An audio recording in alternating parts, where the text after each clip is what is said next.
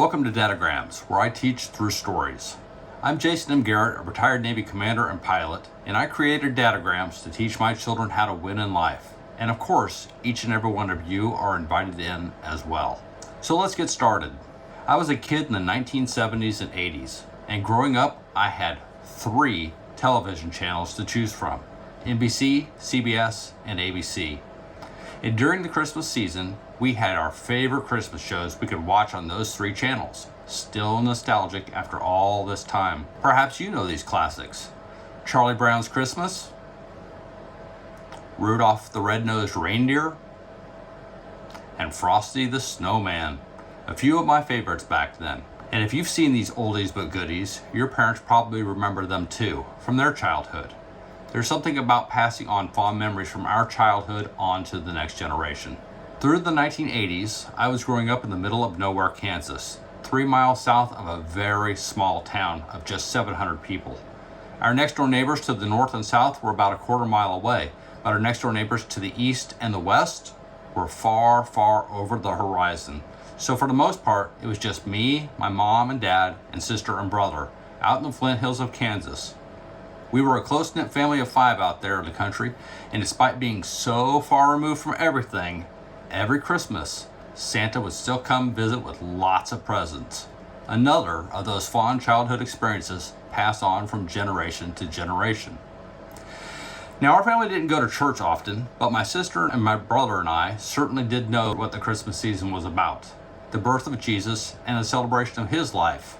And do you know where we learned it from the most? School. Regular old public school. Not from our teachers in class, they couldn't teach it, but somehow they were able to let us act it out in our school's Christmas plays, where we enacted the Nativity and the miraculous birth of Jesus. That's the way it was in my small school in that small town from 3rd through 8th grade. When I went to high school, starting in 1986, things didn't change much regarding Christmas. The teachers may not have been able to talk about the birth of Jesus in class, but we still had our school Christmas play. I ended up going to a huge school at this time, and my English teacher, Mrs. Walker, who I think was the director of the Christmas program, asked me if I would be a choral reader. I had no idea what that was, but next thing you know, I had a voice in the program. And what a program it was. Big, beautiful, filling the entire William Allen White Auditorium in downtown Emporia, Kansas, night after night. It drew crowds from all over.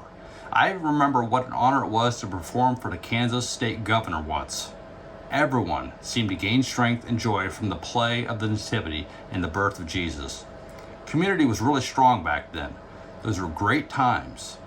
Another fond memory. But sadly, not one really being passed along from generation to generation quite like it used to be. About 10 years ago, I looked up to see if my old high school in Emporia, Kansas was still having their big Christmas program. I was hopeful that they had the same play during the Christmas season, and I was disappointed to find that they didn't have it anymore at all. It turns out the 1980s were the high water mark for religious-themed Christmas programs in our public schools. Apparently, there was an increased emphasis on inclusivity and sensitivity to diverse religious beliefs. And instead of honoring the beliefs of Americans, 90% of which were identified as Christian at this time, with a play about the birth of Jesus, well, schools chose to avoid religious-themed programs altogether. I guess inclusivity and sensitivity ultimately mean negation.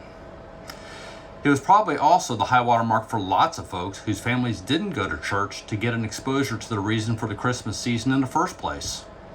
And that might be part of the reason Christianity is in a decline across America nowadays, where I just looked it up, and now only 66% of Americans identify as Christian. For years now, it has seemed more and more like the real reason for the season is profit. It's all commercialized. Christmas is advertised with lights and Santa blow-ups the day after Halloween. We're totally focused on gift giving and gift receiving. And generations of folks are growing up with their fond memories of the Christmas season being about just that: shopping and wrapping and gift giving and gift receiving. Now, I love that part of the season too, don't get me wrong, but it can't be all there is to it. that's just a bit too materialistic to me, selfish, distant, cold. Quite the opposite of what I want to feel this time of year. And that is something as parents, my wife and I wanted to avoid. When my wife and I started to have a family in 2003, and then our oldest started school about 5 years later, we were stationed in Hawaii, and we sent her, and eventually all of our kids, to private Catholic school, despite the fact that we're not Catholic. We did it for several reasons, all of which required foresight and intent on our part. We wanted the best education for her and all of our kids. In Hawaii, the public school system didn't offer that, but the private Catholic school did. We wanted good morals and values taught to them, not just at home, but reinforced by the school, and they got that too. And we wanted them to learn about God and Jesus in school. With two parents who could deploy with the Navy at any time, going to church as a family wasn't always a guarantee. And of course, we did want to attend those wonderful Christmas programs and plays still being performed for the parents, and our choice of school offered that as well. I find warmth in the school programs that highlight the reason for the season, the miraculous birth of Jesus. I love to hear the children singing Silent Night, O Come All Ye Faithful, and We Three Kings, just like I used to do. And I still get goosebumps when the hush befalls the audience before the angel announces the coming of the King. It makes the Christmas season feel right, nostalgic. It reminds me of my childhood as I watch my kids grow up through theirs. And hopefully, it is something we are passing on generation to generation that will continue far into our family's future. This likely wouldn't have happened unless my wife and I understood the importance of what our parents and our broader community offered to us as children, and we had the foresight and vision to replicate that experience for our children. We intentionally put our kids in an educational environment that allowed that to continue. I know that it is an opportunity that we had that many may not. Still, I just want to remind everyone that if you are able to visualize the future you want, you have a much better chance of achieving it than if you hadn't thought about what you wanted in the future at all. During the Christmas season, consider what made the greatest impact on you as a child.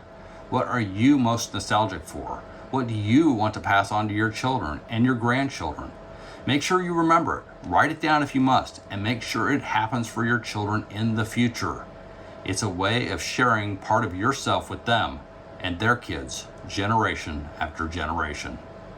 Well, that's all I have for this Dadogram. I sincerely wish all of you a very Merry Christmas and Happy Holidays. Until next time, hit the thumbs up button and subscribe to this channel.